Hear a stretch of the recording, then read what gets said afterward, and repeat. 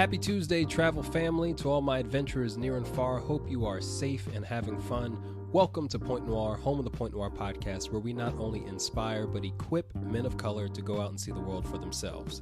I'm your favorite podcast host who wears kimonos on the regular, Jerry III, aka Kimono Jack, and you are joining me now to listen to the 54th session of the Point Noir podcast. Hope everyone is having a great week, a great beginning of the summer. Everything is starting to heat up a little bit. And we started our week off really nicely with some great news, some great publicity, as the kids might call it. But Travel Noir, who's one of the biggest names in the Black travel movement, did a feature article on us and how we sponsor men of color to get their passports. So thank you so much, Travel Noir, and thank you so much to everybody who's shown interest. Follow the page on Instagram at Point Noir Show. Sent me emails wanting to know more about what we're up to. Welcome to the platform. Thanks for tuning in.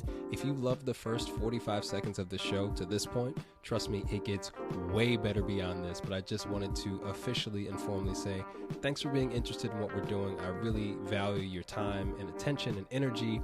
And make sure you spread the word. We sponsor a man of color every single month. So if that sounds like you or somebody you know, make sure you head over to our IG page. Again, that's at Point Noir Show. You can find out more about the entry details under our highlights. There's a section that says passport, and we have all the info there. And listen, because I really am into this, we've been doing this for a year. Not everybody has access to social media or whatever. So if you have questions, if you want to know more, send me an email. I will personally respond. Shoot it over to KimonoJack, KIMONOJACK at pointnoirshow.com, and I will get back to you as soon as possible. I just want to help people out. I want to make sure the community is involved. So hit me up on my direct line on email. I'm happy to answer any and all questions. That was a win for us in the week. And speaking of winners, we have another one, not passport related, but this guy, Damian Butler, won our day trip giveaway featuring some great accessories created by a Black-owned company called Wize Originals. So you can check us out on Instagram to see what was available and learn more about that company. But Damian, you won, my guy. We've already spoken. We're going to put out the order for that today and hopefully get it to you in the next week. Can't wait to see you rocking that watch in style, because you are a stylish man already. So if you're looking for more opportunities to win some of our giveaways, we have another one coming up. I know I mentioned the excursion giveaway a couple weeks ago. We've just had to get some things lined up on this side of things, but that's coming up soon. So if you check out the page on IG and you're like, damn, I really missed out, well, A, you did, but B, there will be some more opportunities coming up. So shout out to everybody who entered. Damian, congratulations again for winning. I mentioned this last week, but we have limited spots available for our trip to Paris in October. The dates are October 10th through 15th. You can find out all the details at journeytoparis.com. But I cannot wait to show you all, and for some of you, introduce you to the City of Light and all the interesting Black history and current melanated spots of interest in the city of Paris. So if that interests you, make sure you check out journeytoparis.com. I think we have only 2 spots left, and there's a lot of interest. So if you're interested, check out journeytoparis.com and make sure that when you sign up that you say you heard about this through the show. You'll get a discount on your total trip price. All that stuff out of the way, so much positive news. Want to keep you all updated on what we have going on here at the show. Listen, we have another amazing guest for you today. I can't even believe I had the opportunity to sit down with this young man. He's doing big things and has such an interesting story. So without further ado, let's introduce today's special guest.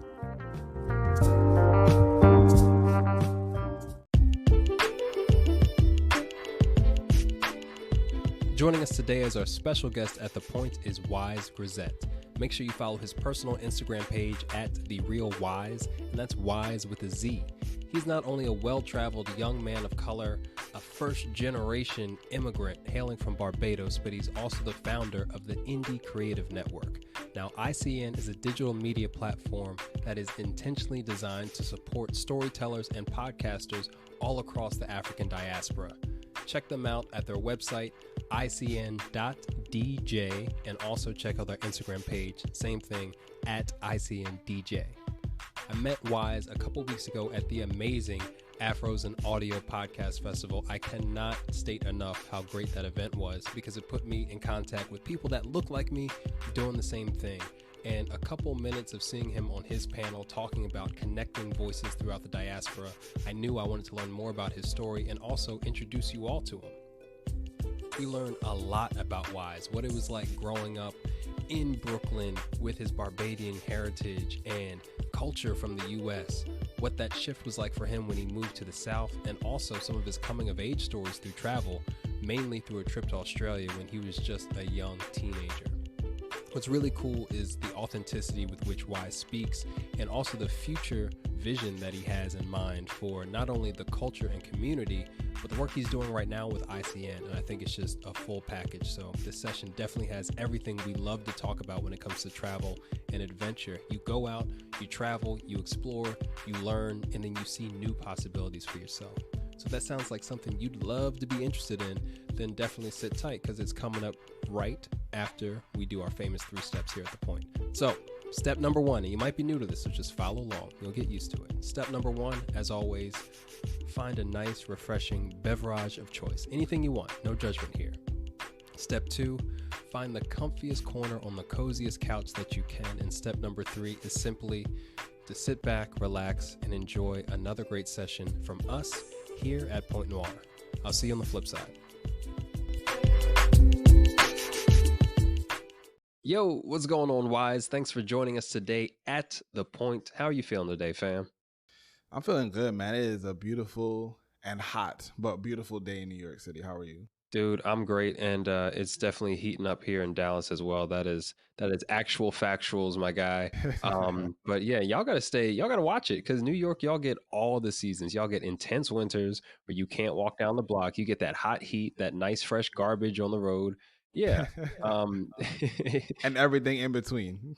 Yeah, it definitely gets musty in the good old NY, that's for sure. It sure does. You would know. You was just out here. You got to smell that nice fresh musk of the city.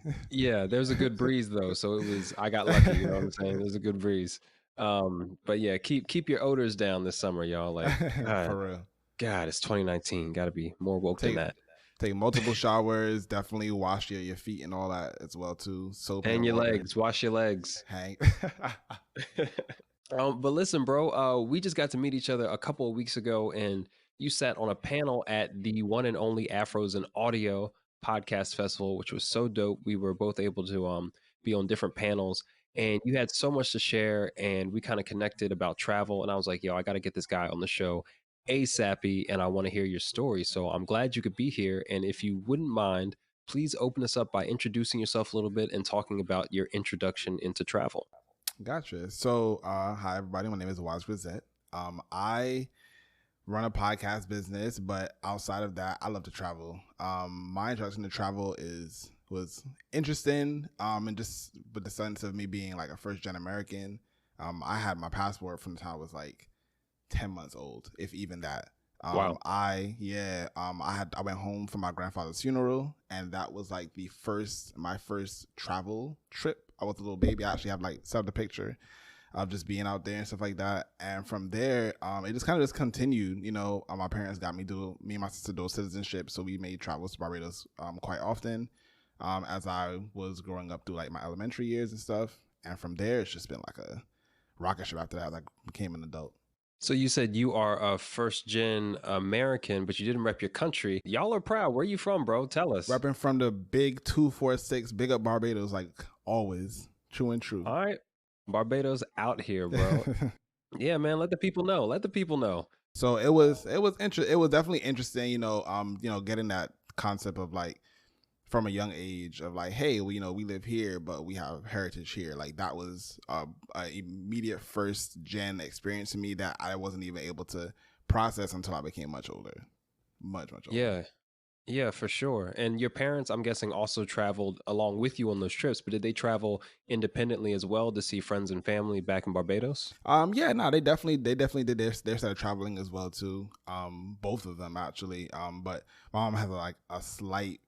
She's gotten over it more as of recent, but she has like a slight fear of like planes, so her not as much. My dad used to be in the Navy, so he was all over the world. Really, the Navy, U.S. Navy or Barbados? No, the U.S. Navy. Before, like right after he came up here. Wow, dude. One thing I definitely want to ask you is kind of what has your integration into the U.S. culture been like? Being aware of Barbados, having the history, having your family members. Can you tell us a little bit of that, in your youth and kind of where it's put you now?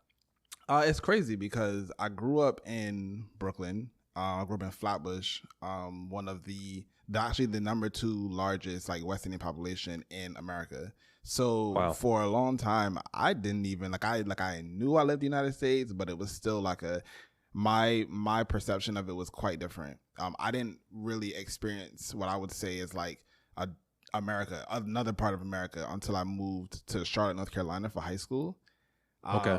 There weren't, this was before Rihanna came out, so people didn't really know what Barbados was. I would say like, oh yeah, like my family's from the Caribbean. And be like, oh, where, Jamaica? And it's just like, not really. There's more other countries out there, but I was just like, that was interesting.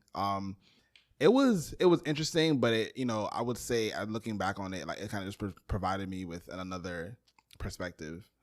Same thing after I left there, I went to school in the Northeast. I went up to school in Rhode Island, and that was another completely different situation than living in New York. So, overall, it just gave me that, the flexibility to understand different perspectives in America.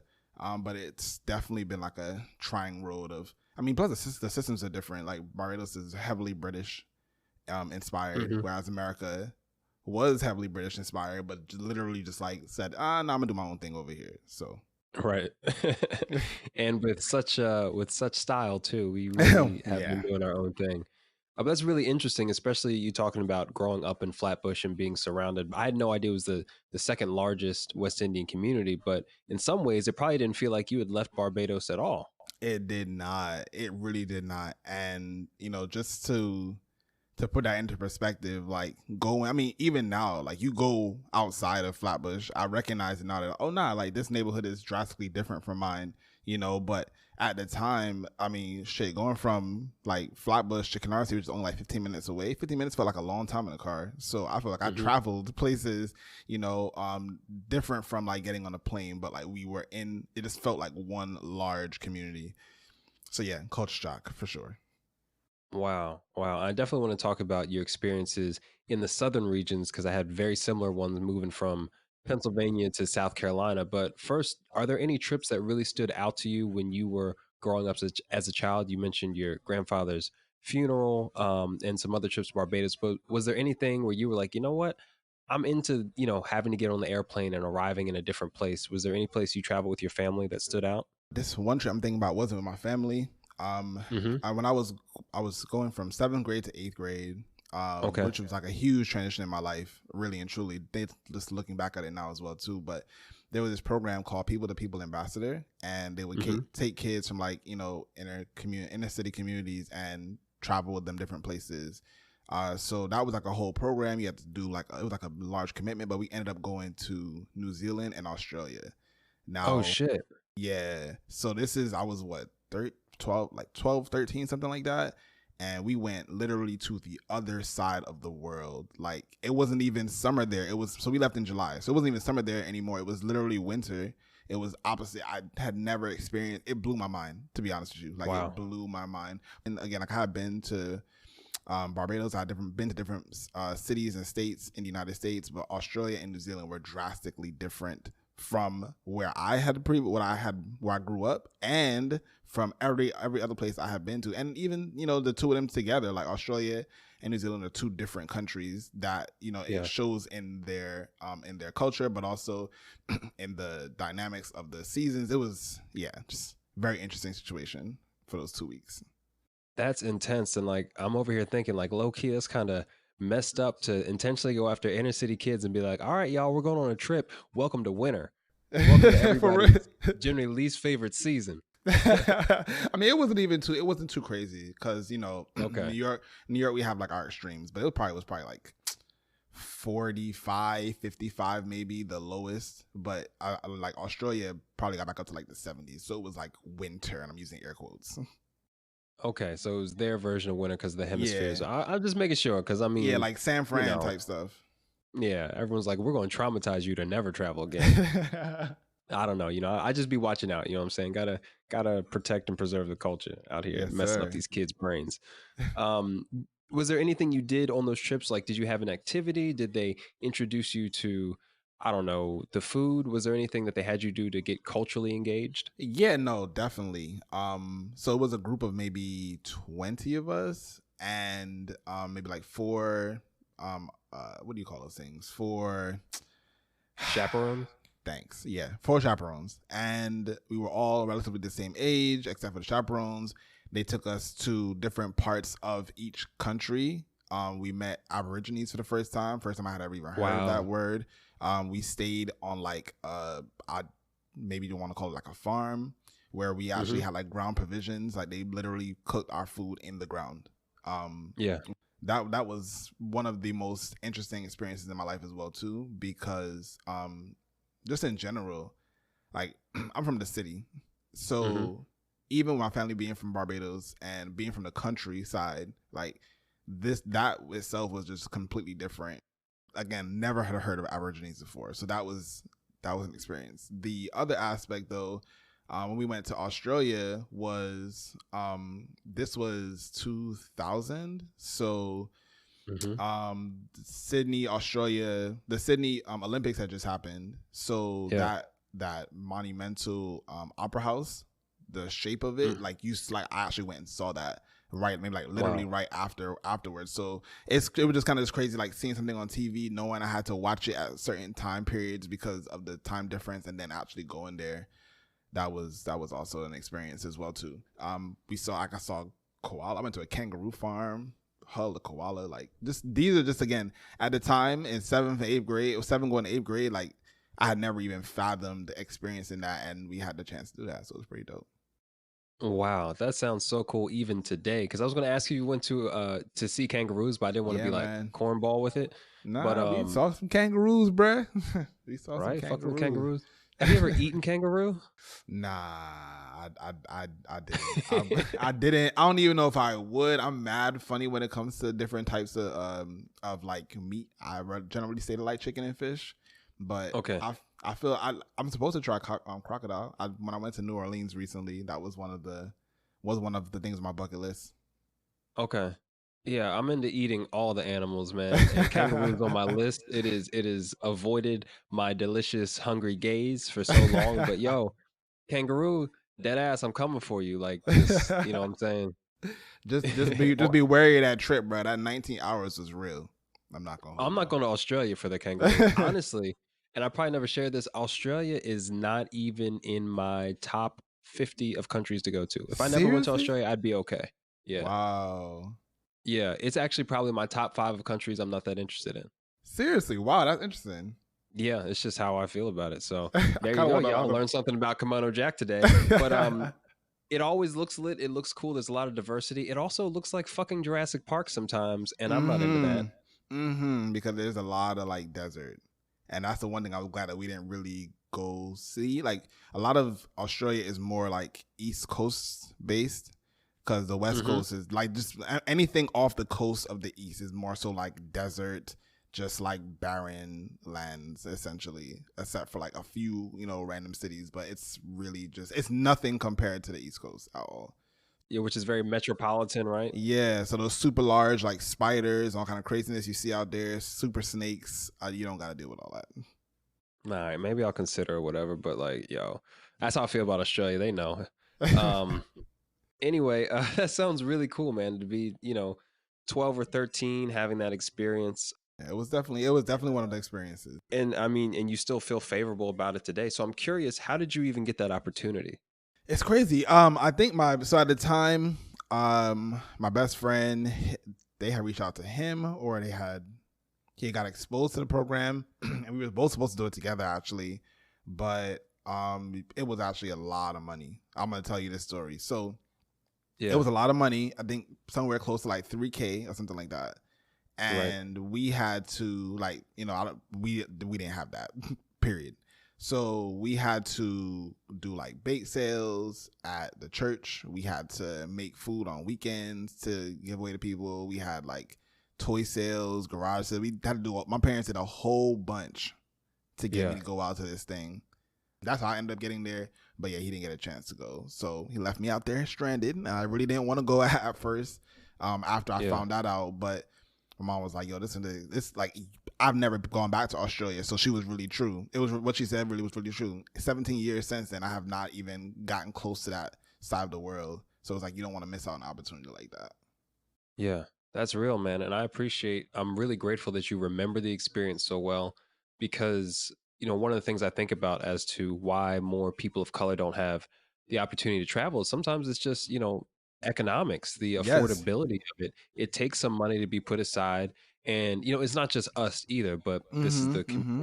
these are the communities that I can relate to. Yeah. Um, and the fact that it's specifically for inner city children, the economic opportunities are different, the Mm-hmm. situations are different. So for you to be able to put in that work, that hustle to bake, to cook, to sell toys, to get 3 racks together to go to have this experience, like, you invested in yourself. Your parents gave you an opportunity and a vision towards that. Like, that's a beautiful thing, bro. They did, and honestly, even like talking about it now, like they heavily influenced me getting into travel and being exposed to those to different places around the world. Because I mean, honestly, I don't even know when I would have started traveling if my parents didn't, get me that passport when I was younger.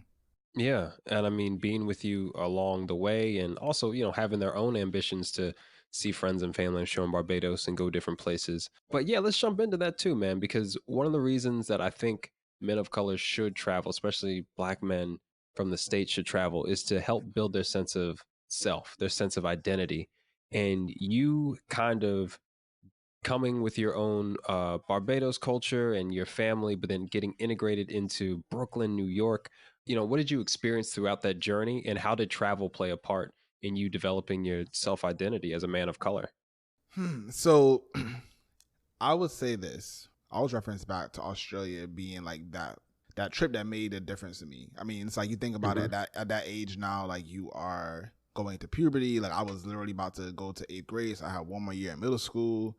Like things I was for myself, I was also transferring to a different school, my which would have been my third school in 3 years. Like Wow. things were in transition. I feel like when I came back off that trip, it was like the start of me becoming like a man, because for two Yeah. weeks you gotta like take care of you basically have to take care of yourself. Like you'll whip other people who were there, but they're not your mom and your dad. Like they're not really paying no attention to you except to make sure that you get on the bus and don't get left in Right. another country basically. Don't get left. Don't get left, we also had to, like, for the first time I had to learn about having responsibility of money. Like my parents sent me with a little bit of cash to get stuff if I needed to or whatnot, but just making sure that like I'm here for 2 weeks, I need to be able to stretch this little bit of money out for the entire time that we're actually here. I got to make sure that I'm being mindful that I have people back home who've never been out here, so maybe getting them something, trying to take pictures, also trying to build like friendships. And so like it was just, there was so much that happened on that trip. Like that trip alone by itself made me started the first of me becoming who I am today. Real stuff. Yeah.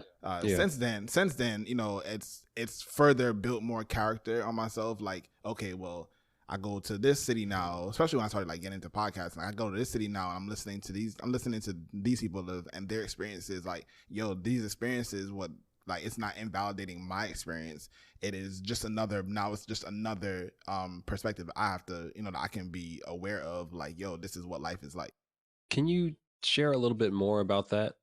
Maybe a specific example where you encountered a new experience, a new way of living, something different than what you were doing. You just said, wait a second, this might be challenging, this might be foreign to me, but it doesn't invalidate who I am. I think that's a really powerful phrase that you used. Okay, so when I graduated college Hmm. in 2010, I took an internship in Barbados. This was my first time living overseas. And I have literally probably like 75 to 85% of my family still live in Barbados. But I had only experienced hanging out with them in, bouts. So I would spend like 2 weeks here, 3 weeks there, a month here, but not anything longer than that. But I was like, yo, Right. yo, I graduated now. Like I have nothing else to like a quote unquote like accomplish in my life. I am now here. This is who I like to be. So that experience was different for me because, for one, I went during a time period when it was like very celebratory. Our carnival, a crop over, is literally like a 3-month long process. Oh, about 3 months out. It's more Okay. like 2.5. But it starts in June. So when I went there, it was that time period. So I would go to work, come home on Fridays. I would go hang out with my cousins. We would go to these this parties called pork limes and stuff like that. And just that experience, it was similar to what I experienced in Brooklyn. But then even afterwards, after crop over was over, I had to now deal with, okay, well, there's nothing celebratory going on right now. I'm Right. accustomed to being in a fast-paced city where things are always happening, and that's not the case right now. So how do I keep myself active the way I like to be? Who do I get? Who do I go meet? How do I have these conversations where like my life has been so drastically different than other people? So I had to put myself in many like uncomfortable positions, but it allowed me to grow even further. Like, okay, well, cool. Now you don't know this person. You haven't gone to school with these people. There's no real connection except for that you all share a similar flag. So now, how do you expand on that and find like similarities? And it went really well. I ended up staying for another. I stayed on for basically till the to the beginning of that next year, and moved back to New York. And yeah, that experience was literally. I mean, that was like a 7-month process of just like really finding myself as like the adult of who I am, and that catapulted me into 2011 and like my career back here in New York. That's so interesting, bro. And shout out to you for being willing to engage and be uncomfortable, like you said, to try to relate and learn more. Was there anything that you got out of that process and experience, like anything specific, a moment, maybe an evening out or relationship that just made it all worth it for you? I mean, honestly, I'm gonna be honest with you. Everything made it worth it for me, to be honest. But I would say one of the most monumental things that happened to me was my creative director at the job I was working at. She Hmm. one day, you graduate from school and you're trying to like do things the way that you were taught. And she was talking to me about this project, and I was like, oh, well, I remember that we have to do it this way and blah, blah, blah. She was like, yo, I'm going to tell you something that will probably save you a whole lot of time in life. She's like, I remember, I can hear this little twang. She's like, you went to high school somewhere else in New York. I know this is not in New York. It's not a New York twang. And I was like, oh yeah, I went to high school in Charlotte. She's like, oh, well then you'll get this, because this is a southern thing. I was like, what happened? She's like, Hmm. get her done. It don't matter how you got to get it done. It doesn't matter what avenues you have to get. When you have like a project, don't mind that you didn't learn how to do it this particular book way. Like there are multiple ways to skin a cat, which is another one I'm saying. Hmm. Another multiple ways to skin a cat. So just make sure that you focus in on the overall end project and get there how you got to get there. But everyone's path is different. And since this is now 2019. That was 9 years ago. Sorry, and I like to this day literally to this day I'm still like, oh nah, like get it done. However, because we just have to. The fact that Larry the Cable Guy is a comedian who kind of coined that phrase, get her done. Mm-hmm. The fact that that had a life lesson, a learning opportunity for you in Yeah. Barbados, like, wow, culture Culture travels. travels. But that's Yes. real. Yes, it does. That's so real. Wow. I'm sorry, bro. I'm just taking a second. Like, okay, how did Larry the Cable Guy get here? Right? Um, How do these things intertwine? But bro, whatever it takes to learn the lesson that benefits your life, man, whatever it takes, whatever that phrase or medium or book or idea is, that it's just an idea. It's beautiful. It definitely is. I mean, in the space I was working at, just like I was working at like a digital agency, like literally there are multiple ways to skin a cat. Like Right. the client comes to you for your expertise. So, while things might not seem like you might be, possibly like not confident about what you want to do, whatever, or how you want it to look, like they're gonna understand because they already see you as someone that's like someone that they can go to for these things. So focus on that. Just make sure you're doing what you're doing. You're honest about what you're presenting to people, and you'll be okay. Yeah, big facts, big facts. So one question I definitely have for you, because I don't have a ton of friends. Actually, I don't think I know anyone who's first generation from the West Mm. Indies. And I'm curious, on the panel where you got to speak a little bit, I got to hear some of your mind and opinions. We talked a lot about podcasting and culture across the diaspora. So the whole panel, for those of you who weren't there, had everybody from different parts of the West Indies. Wize included, and they shared a bunch of stuff. But one thing that didn't get talked about that I wanted to hear about was how us as Black Mm-hmm. Americans or people of color in the States could be better allies to Mm, people from the West Indies. Because you being first generation, you still have direct ties to your stories, your island, your flag. You've been there a bunch of times, but a lot of people don't make it here. true. They don't. So that means something, that stands out. So, what sort of rifts do you feel between the cultures, maybe not New York, but maybe as you travel throughout the South, that you feel like, what, Black Americans could hear this to understand that, we're all in this together. And this is how we could help out or better understand our West Indian brothers. It's crazy because a lot of the riffs really come down to one word, and it's on all sides. Whether that we're talking about the entire Mm-hmm. diaspora, there's a point of ignorance, and not ignorance from like the negative perspective people always try to put on that, around that phrase, but just literally just not knowing and hearing stories from someone else who had their one individual experience, and it's just like, oh nah, I don't fuck with them because blah blah blah, blah. And it's just like, but that's you though, that's your Right. that's your one situation. If you choose to judge an entire, like, so I mean, and that goes both ways. There's what 40 some odd million Black Americans in the United States. There's about 42 million Black West Indians. There's a lot of like pieces in between people just are not familiar with. And even when I think about podcasting, really and truly, like that's what I want to provide, like a way to break down those walls. Like, yo, you might not understand me, I might not understand you, but like here's a way that I can share my story so you can get like the cliff notes. Here goes the cliff notes on who I am.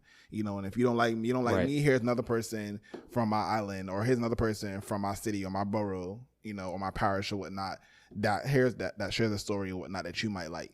Because it's just like, yo, you mean to tell me that you don't talk to no West Indians because of this, and you don't talk to no Americans because of this, or you don't talk to no Africans or no Brazilians because of it. Like it doesn't make any sense. It's like it's a limited perspective, but I can say that because I've had the privilege to be in other spaces and be like, okay, well, nah, they're not like that, because I know 40 people that wouldn't do that, and even that itself is still like stereotypical. But I'm not a person that's just gonna be like, okay, well, because I know one person that's like this, I'm not gonna talk to nobody else that even remotely reminds them. It's just very like triggering. So that's my spiel on it. I remember growing up, people saying things on both sides and both sides not knowing, my direct access or my direct like lineage to either, and just being like, okay, well, I hear your opinion.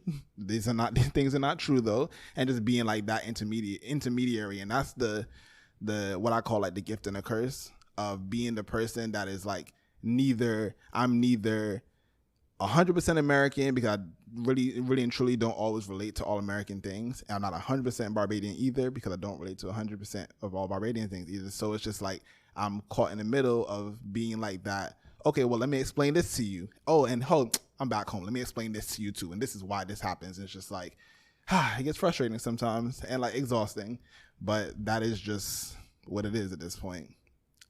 You pay for your privilege. Yeah. Yeah, and I appreciate the transparency and like the simplicity that you spoke about that, because it can be complicated. And but just your demeanor, I had a feeling that you were the type of guy who thought about this, who probably, like you said, you're probably hanging out with, your Black friends in New York, and they're talking shit about people from the West Indies, and you're hanging out with your West Indies people, and they're talking shit about Black folk, and you're literally in the middle. Mm-hmm. All the but time. It doesn't seem to have tainted you or kind of slanted your view for the negative. It seems like it's kind of pushed you to be more open and more outgoing and wanting to share more. Yeah, because at the end of the day, and these things that you're saying are all true. At the end of the day, how I realized it is this: these are both my experiences. I experience things as a West Indian. I experience things as a Black American.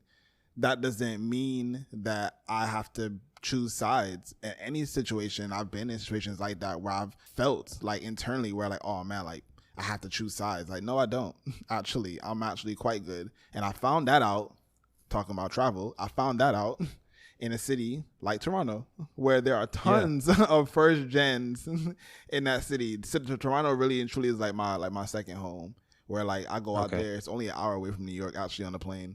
But I go out there and it's just like when someone asks you where you're from, like people aren't looking for you to say like your neighborhood in Toronto, nothing like that. Like they're looking for you to say, oh yeah, I'm from Jamaica, I'm from Iraq, I'm from India, I'm from, South Korea. Like everyone, not, I won't say everyone, but a good amount of people are from someplace else, and it just feels more comfortable. Like, okay, well, this experience I felt like almost like a loner with parts of my life is now something that so many people here like share together, and it's interesting in a good way. I've heard that Toronto is intensely international and diverse. I've never been to Toronto. I've been to Montreal, I've been to Quebec when I was much younger, but maybe I need to go kick it out in Toronto. Yeah, man. Come out to the 6. It's pretty cool. Honestly, like Toronto is one of those, especially in the summertime, Toronto is one of those places where you can really just like chill, meet people. People are like, it's like almost like the South in a sense, where it's like there's a lot of like etiquette in terms of conversations and being like genuine and stuff like that. It's pretty, that part I liked as well too. Right. And speaking of the South, what was that culture shock like for you going to high school in North Carolina? Whew. Well, Charlotte was that was like a situation of just like bad timing. I'm gonna say that. I really and truly, it's just bad timing. Maybe if it happened when I was like this age, it would have been a little different. But imagine I'm moving. So it is now 2002, excuse me. 9/11 had just happened in New York. Which in itself is a whole nother situation. But from there, like my parents were like, okay, well, we can look at other spaces to live. Like my dad's job was moving. So we were like, all right, well, let's figure this out. And we traveled down to North Carolina, maybe like that winter before, like the Christmas before, and experienced it. And I was like, oh wow, it's kind of warm out here. It's December. I'm like, the grass is all cut and stuff. This looks real nice. And this is like my first experience of like, yeah, when you go on vacation, like don't just get gassed by what you see, because it's deeper than just the vacation and what you see. It's deeper than that. And I realized I experienced that as soon as I got down there. I had never, like the stars and bars, the Confederate flag, for people who are not familiar with that nickname. Yeah. Like I had never seen that before. I don't even know if I even seen it in the little shitty textbooks they gave us here for high school. I mean, for middle school. Like I had never seen that before. And I get down there and people are like, I saw people like hanging that shit off the back of they truck. They racist truck, as I like to call it, the F-150. I'm just like, I can't deal. Like that was almost like my first week. So that tripped me out. The other aspect was that I couldn't walk nowhere. Like, yo, I literally, so from my house at the time when I was in middle school, I had about like 5 corner stores within like a 2-block radius in every direction. Like we literally, I had to get in the car and drive. I had no license by this point either. So I had to get in the car and drive places. So that blew my mind. So again, now these are things that's happening and we haven't even, I'm now about to transition into high school. We haven't even gotten into high school. So those things alone blew mine that by the time I got into high school, I was ready to go. Real shit. And that was 2000. Yeah. That was August 2002. By my 10th grade year, like midway through the year, I was failing. Like when I say failing, my GPA was less than a 2.0. Like I did not give a fuck about school no more. Like I really saw myself like literally falling off like the track. The track of like, yo, come here. Like my parents came here for a better life. So come here, do what you got to do, get your degrees and all that, make yourself into somebody. Like I was falling off that track. And all I kept saying in my head was like, yo, it's either you fall off the track and you're stuck here in the city that you really at this point, like you do not like. You either fall the track and be stuck here, or you figure the shit out and you get out. And those next like 2.5 years, I bust my ass. By my senior year, I think I had like a 4.0 GPA for almost every single quarter. Graduated, shit, and the day, literally maybe like 2 days after I graduated, packed up all my shit and drove back to New York. I was like, I'm good. I completed what I said I was going to complete here, and I'm out. Wow. What made it difficult that got you to the point of being under 2.0 GPA? So again, you go to high school, you don't have you go to high school from someplace else, you don't have no friends. So that was like the first issue. Secondly, there were cultural things that I didn't even know about that I just literally like ran into by accident. Quick story. One day we're doing a presentation on people that we're inspired by. Being from Mm-hmm. Brooklyn, I was like, oh, now I'm inspired by Biggie. So I went to school there. I mean, I went to school with like my big puffy jacket and I, threw all my stuff on so I could, do my presentation. At the end of my Right. presentation, my teacher, who was also from New York, has said something about her and her husband making like $90,000 a year. And I was like, damn, like mad loud. Everyone was like, oh, he cursing. I was like, cursing? Like, nigga, I said, damn, like, what's wrong with y'all? What, like, but I didn't even know that damn, dang is two different things in the South. That damn was damn. Like, it didn't really matter what I said in New York. No one wasn't really pressed off of that stuff. So just situations like that. Also, Charlotte at the time only had like 16 high schools. And was also very super zone based as well too. So if the person you went to high school with, you probably went to school with them in middle school, or you probably went to school with them in elementary school. So these are long term relationships, and I'm now just like, hey, here I am. Oh, this city is whack as fuck. I don't want to be here no more. And it's basically giving off that type of energy to everyone I meet. It was a mess, a whole mess. And I imagine there wasn't a large West Indian community to plug into. No, actually. By the grace of God, my cousins lived an hour away in Columbia, South Carolina, for those not familiar. Yeah. We literally, Friday after like 3:00. Well, originally it was Friday after 3:00, but then my mom started to work 2 jobs because my whole situation, like my family was falling apart. So ended up not like, just ended up going to South Carolina on the weekends for literally from Friday after school, basically until Sunday night, pulling up, an hour ride back from Columbia, and just being like, all right, back to school again. Like, it was difficult, difficult. So wow, so you're putting a lot of miles in on 85. Oh yeah. At that point, I got my license as well too. So me and my mom just were able to just like travel and stuff like that, and my sister, we were able to travel as well. So we just ride out to North Carolina. I mean to South Carolina. Sometimes we ride back up to New York. We went out to Miami a couple times, like Atlanta a couple times. It was cool. Like that part of it was cool. Like being able to go to different cities I had never been to before. I mean, shit, like Florida, even though like that was the longest trip I'd ever done in my entire life, being able to be like, oh shit, we in Florida, like we drove to Florida, like that was dope. So those are the moments, like memories that like I really appreciate. The fact that me and my mom and my sister were able to just kind of just like do our own vibe, in another area of the country. But yeah. Overall, outside of like the high school, trippy bullshit that I probably would end up dealing with in New York anyway, like Charlotte was okay. That's a really healthy perspective. Very, I've grown. It's been a lot of growth. Yeah, man. I mean, because, New York high schools are notorious for being rough places. Mm-hmm. Definitely. But one, I didn't know you were that close to Columbia. So we probably weren't there at the same time, but I went to University of South Carolina down there. So that's a quick drive. But also the difficulty. I definitely am. I mean, those social years in high school. Listen, some people never outgrow their high school mentality. Yeah. High school is still the best years of their lives, and that could be valid or whatever. But it means a lot. That's where you form some of these. Your high school sweetheart could be your future wife or husband, prom, all these significant events that you struggled through.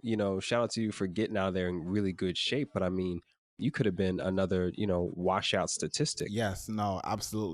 Absolutely. And that's what I really did not want to be. Like after hearing all those like people telling me from elementary school and middle school, like I wasn't gonna be nothing because I wasn't their prototypical student. Like I didn't want to prove them right. So I proved them wrong. That's inspiring alone, man, because as I've gone through this journey of just trying to become more aware and understand about the realities of being a person of color in this country, for a lot of young girls and boys of color in public school, it's a violent environment. Yes. Not physical violence, but that sort of, hey, you ain't going to be shit, or you're not, we're not going to give you enough attention because the teachers got to keep their good performing students performing so they don't get fired. Like there's a lot in it. And there's one thing you mentioned, and I don't know if you were aware of it, but you mentioned that you were putting out a certain type of energy while you were in that space. Yes. And I really appreciate that, because you could have told these stories and you have definitely expressed your truth, your reality as it occurred to you, but you haven't played a victim. And by saying that, I was expressing this energy that I didn't want to be in this fucking school anyway. You're taking accountability, and it's subtle, but it's really important. Like, it speaks to the person you've grown to become, because it's easy to play victim. There's a lot of shit against us everywhere, but you said, wait a second, I'm going to make this change. And you pulled that shit around, bro. Yeah, I appreciate you saying that, because like, again, like it's taking a long time for me to get to that point, because Charlotte was a very just traumatic situation for me at that, like from that point, like it was very traumatic. It literally highlighted and guided me to do things in my adulthood that I probably would not have done without those experiences. But then I would be missing out on large chunks of pieces of who I am today. And for me to like, turn on my nose at those experiences when they got me where I am right now would just be, I don't know, hypocritical, rude, dismissing. Like I don't want to feel that way about those things. There's duality in things, Yeah, it would be denial of what makes you authentic. Exactly. I went to high school in Charlotte, North Carolina.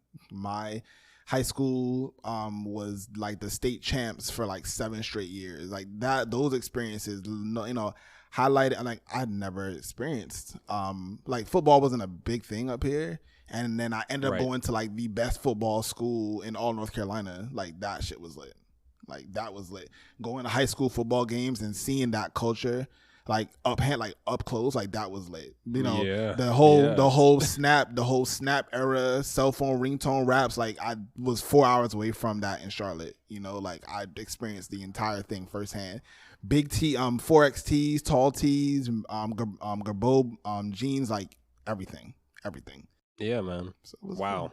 Cool. We've talked a lot about kind of your almost like a coming of age era, these important defining moments as you were growing up that, again, you said have made you who you are today. But it just goes to show that you don't have to leave the country to have a travel experience, to have an adventure, or to see life in a different way. There's so many opportunities, but many people do not leave their city. Yeah. And we always promote on the show, start locally. Definitely. I mean, I'll give some people like a little tip. New York is a very fast-paced city. So what I tried to do, and I've been doing this for about 2 years now, is leave the city at least once every 30 days. So not all those trips a lot of those trips actually are not like long trips, anywhere on no plane. I'll take the bus, $6 to Philly, take a $20 bus ride to DC, which is 4 hours away, or take it in the opposite direction and go to Boston. Just traveling just to be in a different city and see things that's happening out there and experience like that culture. Like, yeah, I mean, honestly, my family is from an island that you can circle in an hour and a half. I hear people's stories every day about, oh, damn, like, yo, the States is a big place. The States is a big place. The States is a big place. Yes, it is. There are parts of the States I ain't never been in before, and I don't even know if I'll ever get a chance to go to those places. But I know that when I go out there, it's going to be drastically different. It might be drastically racist too, but it's definitely going to be drastically different, And if I want to get that experience, like, that's the type of, like, that's the part I would say that kind of, like, makes me a little nervous about traveling sometimes now, especially as of recent. But especially with like gun violence and stuff. But outside of that, like I really do like to just pull up to a new city, see what's happening. Like, yo, where is the culture at over here? I want to be able to see that firsthand. Like the best part of traveling for me is the experiences that I get when I get there, not just be like, oh yeah, I went out there now. Having an experience that resonates with you that you can take on forward. Like that's what I'm thinking of. Definitely. But that's what's up, man. I think that's really good advice. Even if you're in a more spread out space, like I'm in Dallas, but you can catch a dollar bus to Austin. You can go out to Houston 4 hours. You don't have to sit in any of the traffic. You got Wi-Fi. It's lit. I think I'm probably going to take that to heart, take that to task. That's really good advice, dude. Thank you. That's something that's kept me like kind of sane because New York is real fast, and sometimes just need to kind of like cool down, get a little just different scenery and people in your space, and yeah, that's definitely gone a long way for me. Yeah, that's a great idea. So, where else have you traveled to throughout the world? Okay. So I've been to every state on the East Coast. Okay. I've been to New Orleans for the first time this year. I went to Austin for the first time this year. I went to Fresno for the first time this year. I went to San Francisco last year. Um, let's see. I went to Panama last year for the first time, which Okay. was a very interesting experience because a lot of Barbadians, there's a large Barbadian population there because when the canal was being built, the U.S. used that as like a base ground. Barbados used that. They used that as like a space to recruit people from all over the West Indies, including Right. Barbadians. So going to Panama, going to canal, seeing like my family's name in registries, like that was crazy. Your actual Um, relatives? yes, my actual relatives. Wow. So that was crazy. Where else have I gone? I went to Trinidad this year for the first time. That was beautiful. Trinidad was much different than Barbados. Just in general, they have mad hills. Like Barbados is relatively flat. But You said they got mad Trinidad, hills. they have mad hills. And Trinidad is actually fair. It's a pretty big country or island. Yeah. Yeah, man. Like honestly, like I'm really looking for. I mean, travel wise, like oh shit, I went to London. Wow, yeah, I went to London this year, earlier Okay. this year as well too. London was really cool. London was very similar. It was interesting because London was like it's like the middle ground for me between Barbados and New York because the culture is very similar to Barbados, but the structures and stuff is very similar to New York. That was trippy. And That was it's trippy big. as hell. London's big, bro. Yeah, yeah, definitely. So those were some of the other cities and countries I've been to. Canada, I don't know if I mentioned that as well. Mexico, but definitely looking. I'm trying to go more west. No, west east. I'm trying to go more east. This year. Next year. I did my ancestry and I found out that my family is the most. I guess the most percentage, the highest percentage of DNA where my family is located was Benin. It's in between Okay. like Nigeria and Ghana. I want to go there. People have been telling me that Ghana is like the first country to go to if you go to Africa. So at some point in time next year, I'll probably just take a trip out to London and then travel down after that, to Ghana and maybe, I don't know, backpack or some shit. Like there are certain experiences I have like because of the podcast network, I've been blessed to be able to meet people in other cities, to just like, have them show me around and stuff like that. So definitely one of those places I end up going as well too.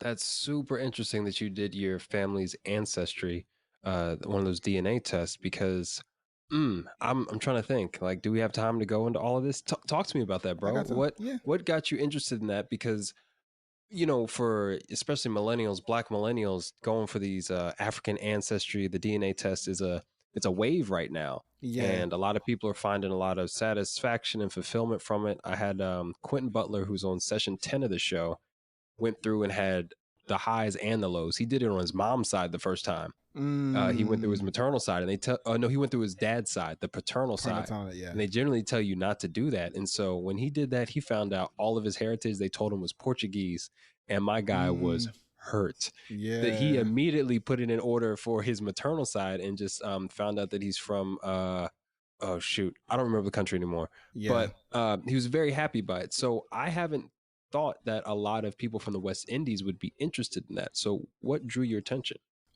So for me at the time, so I'm 30 now. I was going into 30 and I just wanted to be more clear because Mm-hmm. for one, I mean, since I've been young, I mean, we talked a lot about this already. Since I've been young, I've always been able to say, yeah, my home is Barbados. I live in the United States. My home is Barbados. It's where my heritage is. It's where my family is from. This is where my family is currently right now. This is me. Yeah. But prior to 300, 400 years ago, that's not where my family was from, and I wanted to find out. Barbados is kind of like unique as well too. Like most of the other countries in the West Indies, that all of us kind of came from. I mean, even here in the United States and in Brazil and all that, a lot of us came from West Africa. But there's not much variety. I hope I'm not offending by saying that, but there isn't as much variety of people in Barbados. Yeah. Many of us are black, like blackity black, African black. There's some diversity, but less than 5%. So I was like, well, I want to know. Like, I would like to know. So I did it through Ancestry.com. I was kind of like iffy about it for a long time, actually. And I called someone who works there. And we ended up talking about it, and she wore me down a little bit.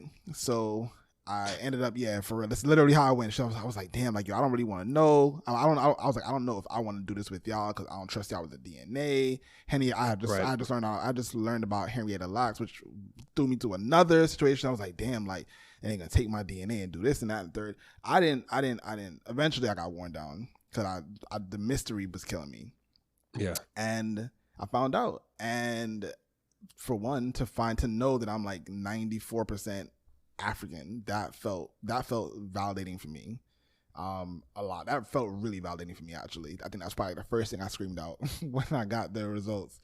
The other part, though, was just like, okay, well, now, because it just threw me into like a whole research thing, because then I'm like, damn, so a lot of the borders, and when I go look at a map of Africa, a lot of these borders, all these borders really and truly were designed by Europeans. So it's like, the region, like, they talk to you a lot about the region of where you're from, and they point it to like they say this is modern day, blah, blah, blah, but it's more so regional. So it just was very interesting. I had some ancestral DNA from Mali, which is not even technically on West Africa, on the west coast of Africa. So that to me indicated, I started to do more research on the other countries that they listed as well.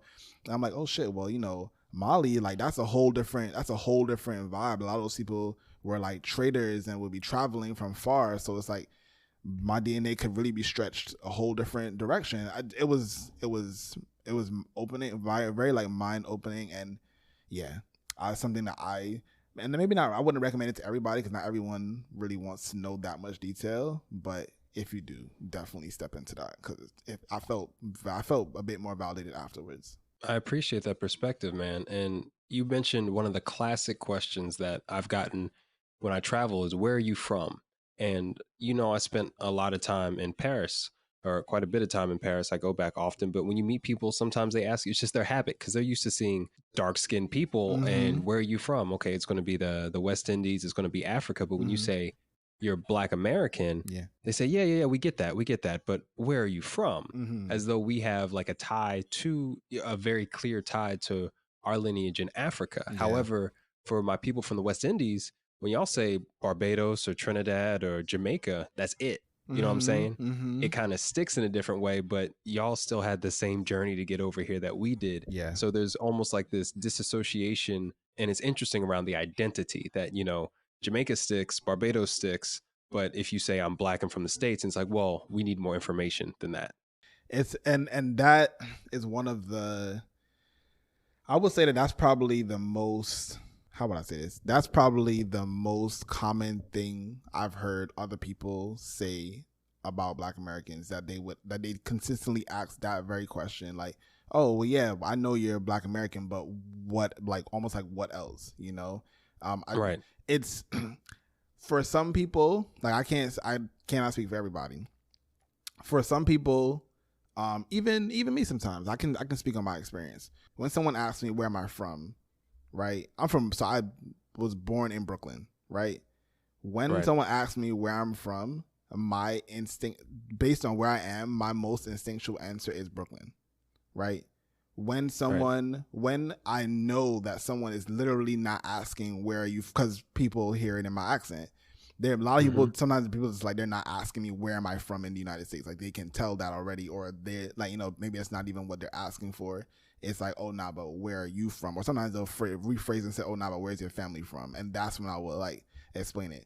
I don't think people realize how troubling like that question could be. It's like with entrepreneurs when they say, oh, well, what do you do? What do you do? Yeah, like that's like a troubling question, because it's like, what if I'm not doing anything? What if I'm just like here to experience? Like, I don't need to always be like, I don't want you to make me feel. I don't want to. I mean, no one can make you.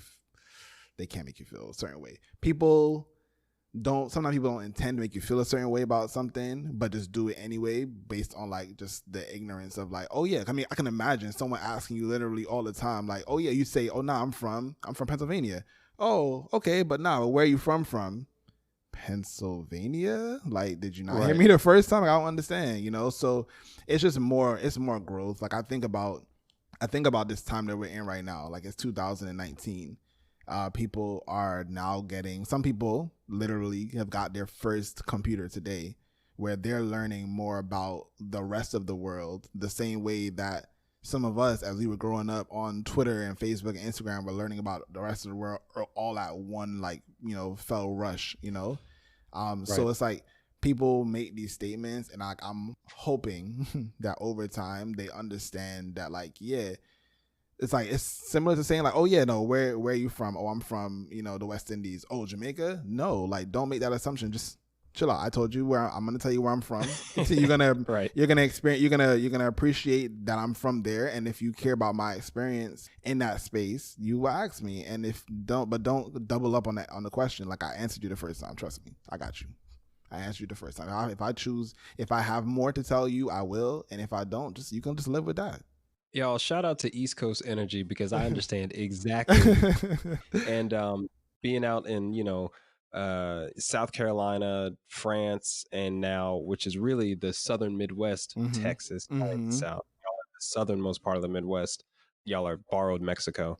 Borrowed Mexico for sometimes sometimes the way we view things, the way that I encounter, how to have discussions when people try to, come at you sideways, like, I carry that energy, and I appreciate hearing it from you, because I'm like, this is amazing. That's why I love afros and audios, because everybody had that East Coast energy. I was like, cool. I'm not confused about what you're trying to tell me. It's straight, it's direct. I'm either going to take it or I'm not. And that's it. Yeah, the cultural nuances. Those are the things that make life so much easier or so much more difficult. Definitely. And I love that you could relate to what I was talking about with the where are you from question. And there's so much pride in the West Indies, the Caribbean. Like, there's so much pride. But I think there's an opportunity for growth for all of us to maybe keep filling out that story, if that's something that resonates with you, because we didn't start there. Yes. That's for sure. Yeah, exactly. And that's really what, like, people talk about, like, re-education. Like, that's the things that we gotta, like, that some people have to focus on. Or we have to also be mindful that some people literally think that Black people started in America, or started 300 years ago or 400 years ago. Like, that's some people's mindset, because they don't know. And we have some of our students, a good amount of our kids in an education program that does not care to tell them the truth about where we are from. So that falls on the onus of, like, us as private business owners, as for me as a parent, and other people as parents. Like, yo, this is actually, here's the Carfax right here. Like, I got you on the Carfax. Right. That's what's up, man. Dude, this has been a great discussion, and there's so much more we could talk about. I have one more question for you before we learn about all the dope shit you're up to. So if you're down, yeah, just one more for you, dude. And because I'm curious, this is why I do the whole hosting thing. You mentioned that your parents moved to the States to have an opportunity at a better life. And given all the places in the world you've traveled, all this amazing perspective and growth that you've experienced, what does a better life look like for you and your generation going forward? Does that involve you going back to Barbados, going back to the West Indies? Does that involve you launching your family out internationally again, the way your parents did? Does that involve, solidifying your place in the United States? What does that look like for Wize? That's a great question. So my mom came here when she was like 25. My dad came when he was 17. So he had less of a choice about it. But he came when he was 17. He made his own thing and he came out. My mom being here, like, we're now the same, literally the same age. Like, the age that I'm at right now is the age that she was when she had me. So we're now, like, able to have, like, different conversation because I'm understanding a little bit differently, right? Yeah. From Would I launch my family international again? My answer would be I would. I would. I feel like right now, for where the United States is at, we about to get deep. Okay. Let's go. So where the United States is at right now is very troubling, right? From a looking back 40 years ago or so, when my parents were looking at like the United States as an option, the image out there was like, this is like, come here for this dream. You got your house, your 2 kids, your little garage, white picket fence. Like, that was the image that was being like sent out. Yes, the U.S. was in all kinds of different wars and stuff, but the image itself of what they were standing for has been different, or was different, or looked different from top level. Yeah. Right now, the image is kind of busted. While there are still plenty of opportunities here to be made for yourself, the advent of the internet and the based on how many people who have now bought into the idea of the internet has like balanced out the playing field to an extent. Mm-hmm. There are still plenty of opportunities here, again, United States, but from like a safety standpoint, I would not, if I had to start a family, right? Would not be, and I wanted to go someplace else, this would not be like my first choice. It would not. Between the gun laws, between the what seems like a public view of, yes, I would like to change these laws, but I don't know if I could really muster up the effort or the courage to do so. That is concerning. Just as someone who understands government and understands what people are looking for, that is concerning. I don't want, like, the fact that my daughter now, who is 7, has to tell me that she does, like active shooter drills when she was in kindergarten. Like, that's not something that I want to hear, That's one thing. The other aspect, though, is that when I see conversations about immigration, because I'm a Black immigrant, essentially, people don't like view it that way. It's a situation where it's like, oh, no, well, this only happens to Hispanic people, Latinx, or whatever however they would like to be identified. This is what happened. This is something that only happens to them. My family, take away maybe 35 people, and none of us are here. The rest of my family is in Barbados, so that's always going to be like a sore topic for me. And when I see conversations being discussed, not even just, people talk about, oh yeah, the president is president, that, but go on social media, go on Twitter, and you see the conversations people have about immigration and who should be here, who shouldn't be here. It gets messy, but also at the same, I say all that to say, I also don't know, outside of Barbados, I also don't know where else I would go. I like Toronto, but Toronto has their own issues, maybe significantly less guns, but they have their own issues as well too. So it's just but I would definitely be open to the idea for sure. You brought up a lot of really good points, and you're totally right about Black immigrants, especially from the islands, the West Indies, being overlooked when it comes to the discussion about these ICE raids and who's experiencing trauma and additional stress on a daily basis because of their status and state in the country, whether they're legal or not. Exactly. At some point we have a lot of reason to be suspicious of those that enforce these laws. Yes, and I've seen ICE cars in my neighborhood. Like, it's one thing to see it on TV, to hear about it in the news, read about it in the paper, but I've literally seen ICE vehicles, ICE police in my neighborhood, which is significantly far from the city. You only come into my hood because if you're trying to terrorize people in my community. That is not comfortable at all. Right. And it's like, for what?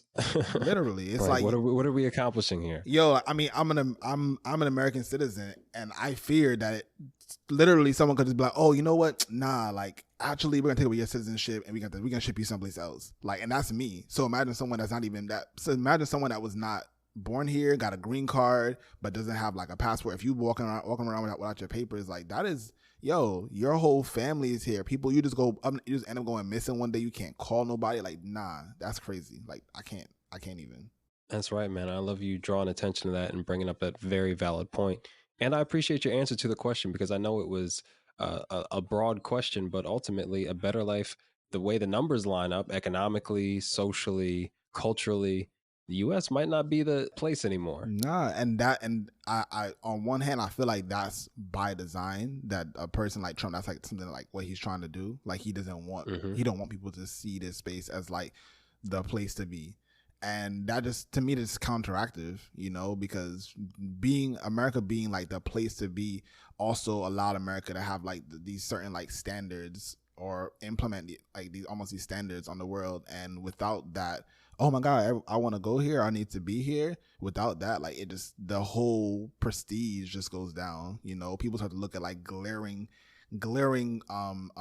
things about your country that we might have been overlooked. Like Flint was overlooked here in the country, but something like Flint might not have ever been mentioned on the world stage had not the United States been in like the shitty predicament that it's in right now, you know?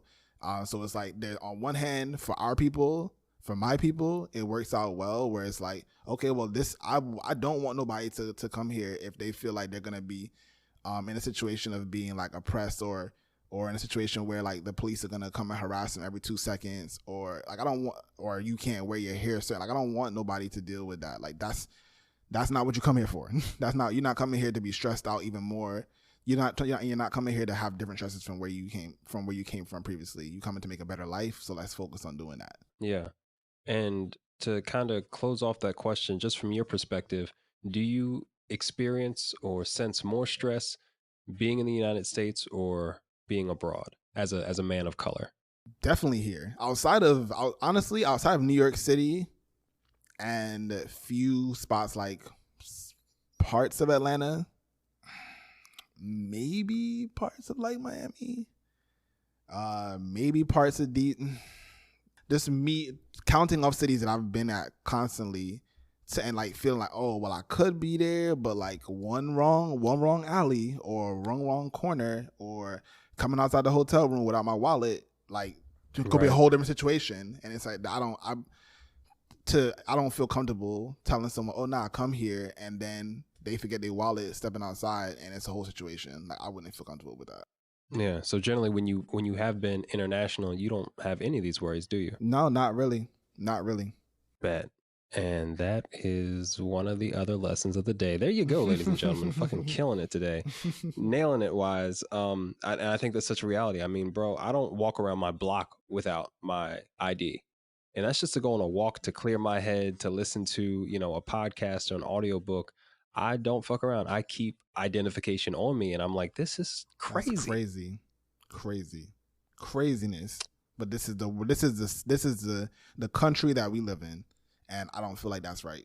Facts, man. But with people like you doing what you're doing, and I can't wait for you to share, I think you're providing this bridge. You're gathering community. You're doing the growth yourself. You're putting in the work, my guy, to give others an opportunity to do the same. So as we round out, bro, what do you have popping off? Talk to us about everything you got going on. All right. So we have been quietly working on a membership program for people to join the Indie Creative Network.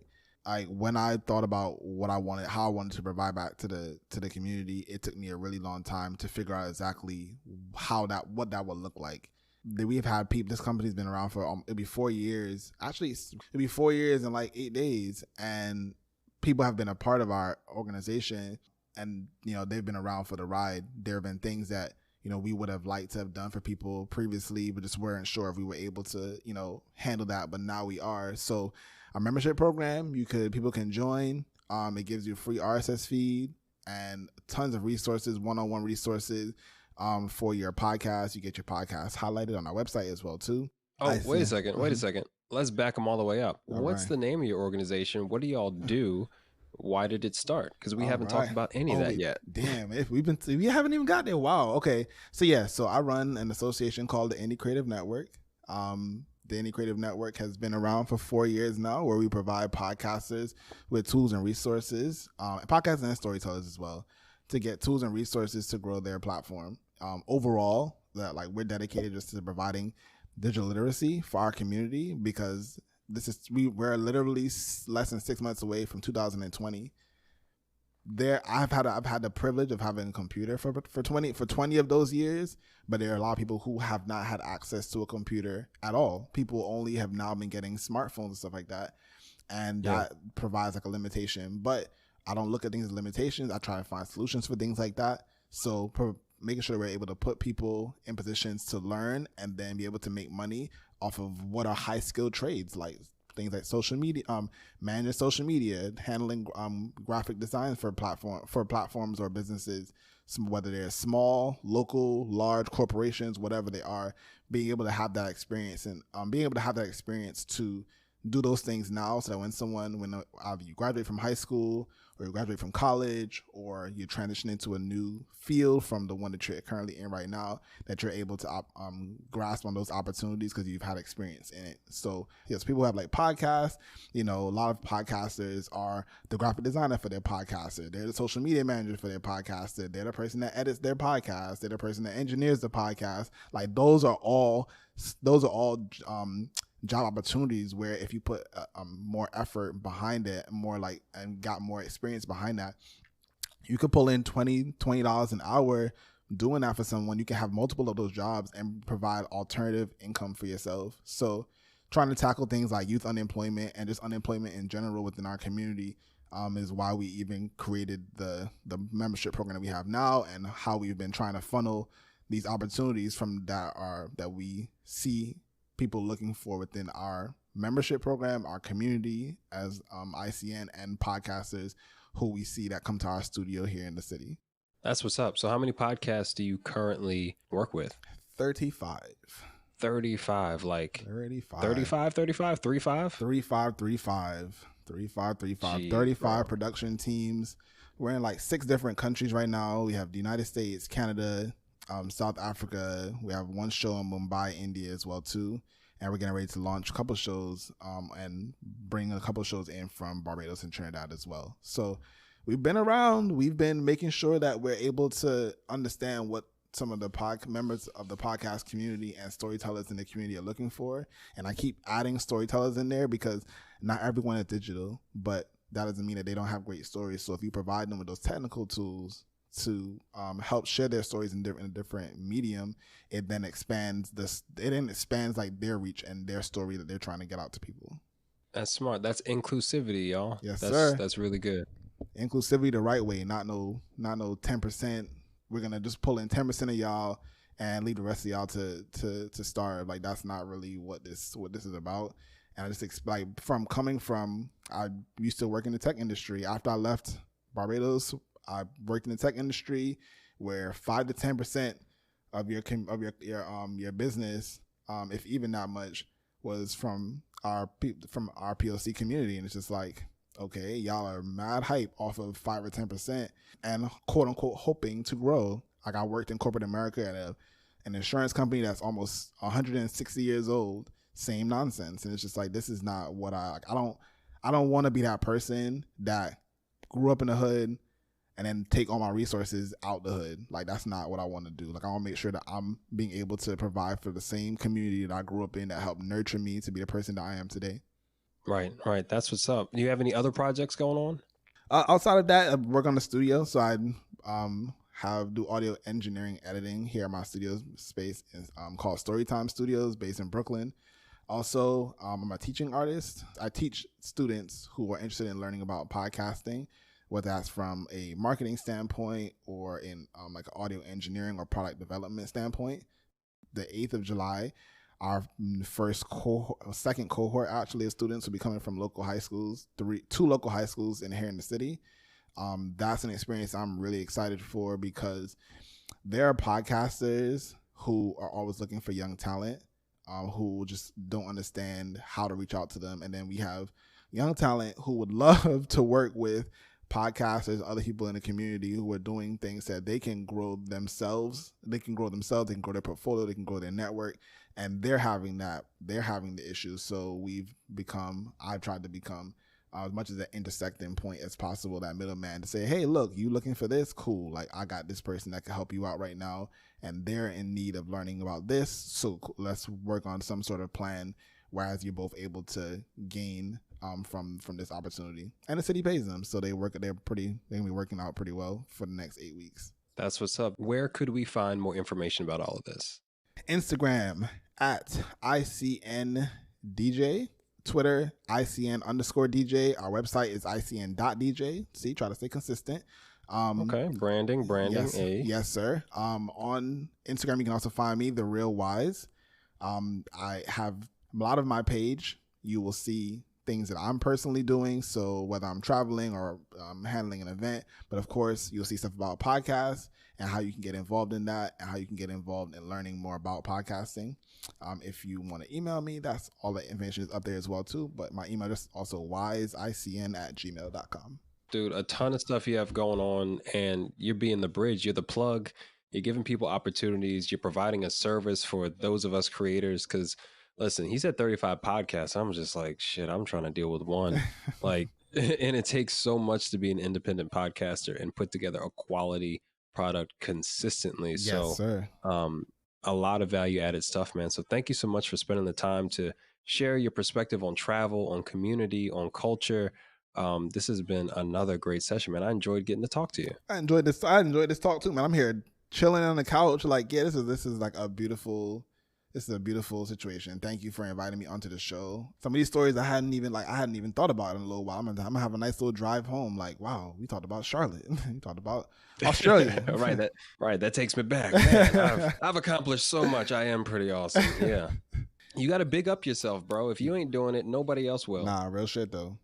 That's some more Carfax. I love it, dude.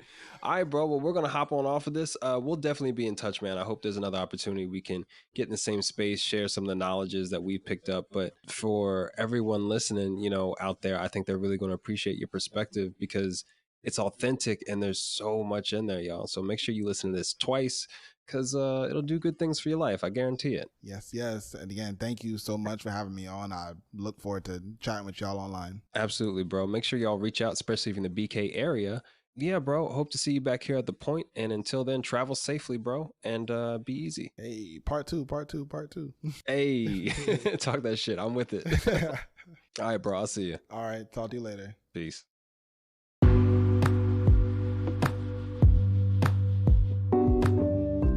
Bro, thanks again, Wize, for coming through the show. Y'all make sure you check him out at The Real Wize with a Z on Instagram. Definitely make sure to give ICN a look. ICN.DJ for their website. You can see all 35 podcasts from across the world that they help and support. If you need services, he just launched that, so definitely take advantage of it. It's so cool, and even for myself as an independent podcaster, the opportunity to have a Black network I can plug into, people of color who understand the mission, who aren't going to edit out important words in my podcast, that's such a relief. So if you're a podcaster, if you're in the digital media space, and especially if you're in Brooklyn and need a space to record, definitely check them out, because he also has Storytime Studios. Again, bro, appreciate your authenticity. Can't wait until the next time we can link up. And I hope all of you at home or in your cars enjoyed this session too. It kind of had the full gamut of what we love about travel. It's the experience, but it's also the lessons, and it's that forward-thinking kind of vision for what the future could potentially hold for you. That's the beauty of it all. Thank you so much for tuning into this session. We'll be back next Tuesday with another amazing guest. Again, if you have any questions about the show, or how to get sponsored for a passport, or even how to sponsor a passport for yourself, like my man CJ Livingston has been doing, hit me up at kimonojack@pointnoirshow.com. I'll spell it out. Here we go. KIMONO @pointnoirshow.com. Also, you can slide in those DMs, no big deal, on IG at Point Noir Show as well. That being said, hope you all have an amazing rest of your week. Stay safe, do what makes you happy, and enjoy yourselves. This has been Jerry the Third, aka Kimono Jack, signing off.